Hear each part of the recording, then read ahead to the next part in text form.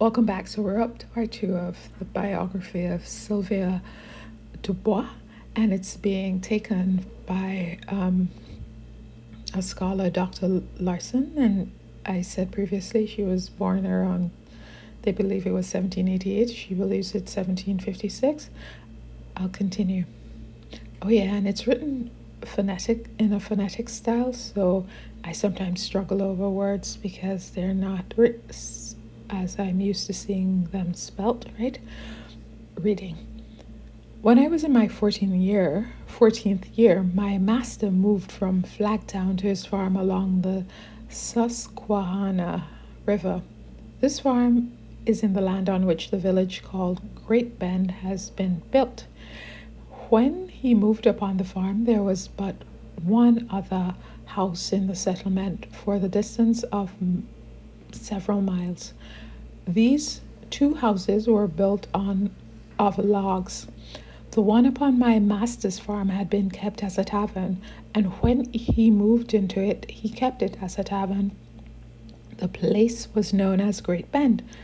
It was an important stopping place for the travelers on their way to the lake countries and to other places westward. Also, it was a place much visited by boatmen going down and up the river. Here, too, came great numbers of hunters and drovers. In fact, even in these days, Great Bend was an important place. In moving to Great Bend, we went in 2 wagons. We took with us 2 coas. I don't know what that is. These I drove all the way there. After we crossed the Delaware at Easton, the road extended through a great forest with only here and there a cleared patch and a small log hut. Even the taverns were only log huts, sometimes with but one room downstairs and one upstairs. Then there would be 2 or 3 beds in the room upstairs and one in the room downstairs. The great forest was called the Beech Woods. It was so big that we was 6 days in going through it. Sometimes we would go a half day without passing a house or meeting a person. The woods was full of bears, panthers, wild cats, and the like. About these I had heard a great many wild stories, so I made sure to keep my cows pretty close to the wagons. Cows, I don't know. Usually we stopped overnight at a hotel, but as the houses were small, often it would happen that others had stopped before we arrived, and the lodging rooms would all be occupied. Then we would sleep in our wagons or in the outbuildings. In those days, travelers had to get along the best way they could. As my master saw that the sit upon which he lived was favorable to business, during the 3rd summer after our arrival, he erected a large new farmhouse, the first house not built of logs in Great Bend. Then he began to do a large business and became a very prominent man there, as he was while he lived in New Jersey. Already several people had moved to the neighborhood and erected log houses, cleared the land, and began to cultivate fields and raise stock. Very soon in the village, storehouses and mills were built. Indeed, Great Bend began to be the center of a large and thriving settlement. At this time, hunters used to come to this point to trade, to sell deer meat, bear meat, wild turkeys, and the like, and to exchange the skins of wild animals for such commodities as they wished. At our tavern, they used to stay, and there were a jolly set of fellas. I liked to see them come. There was a fun then. There was a ferry across the Susquehanna at Great Bend. The boat upon our side was owned by my master. The one upon the other side was owned by Captain Hatch. I soon learned to manage the boat as well as anyone could, and often used to ferry them across along. The folks who were acquainted with me used to prefer me to take them across, even when the ferrymen were about.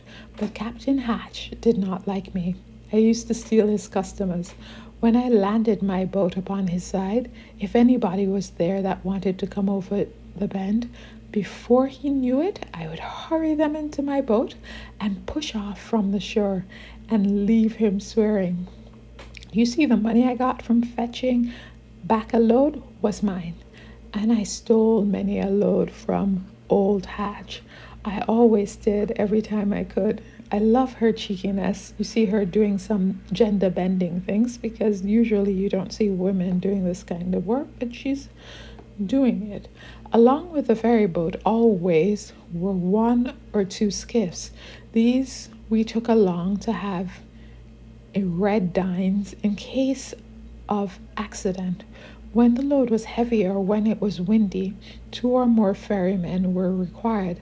At such time, I would help them across, but I always come back alone in a skiff. In this way, I got so that I could handle the skiff first rate and was very fond of using it. Oftentimes, I used to take single passenger over the ferry in a skiff, and sometimes two or more at once. This I liked, and at that used to pay me well to do it. I had a good name for managing the skiff. They used to say that in using the skiff, I could beat any man on the Susquehanna, and I always did bet at that race with me. Oftentimes, when the ferrymen were at dinner, someone would come to the ferry to cross. They would holler to let us know that someone wanted to cross. Then there would be a race. I'd skip out and down to the wharf so soon that I'd have them loaded and push off before anyone could get there. And then I'd get the fee.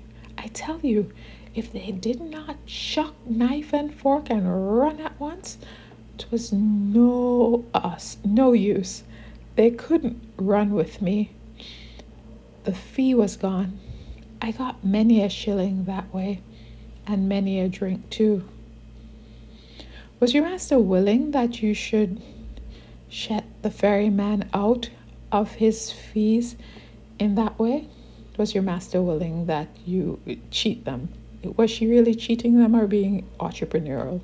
Oh, and then they're stealing her labor, so who cares? She replied, he did not care. He thought I was smart for doing it, and sometimes if I had not been in the habit of hurrying things up in this way, people would have waited at the ferry by the hour. But you see, they didn't have to wait when I was about, and this was why they liked me and why my master liked it too. So this is where I'm going to stop, and I just like the fact that she's just defying gender norms, and of course she's just 14, still in real time trying to figure out who she is.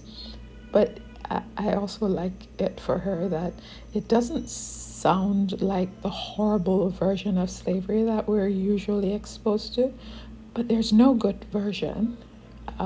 She's separated from her mother, separated from her father. There's nothing good about this. Thank you so much for listening.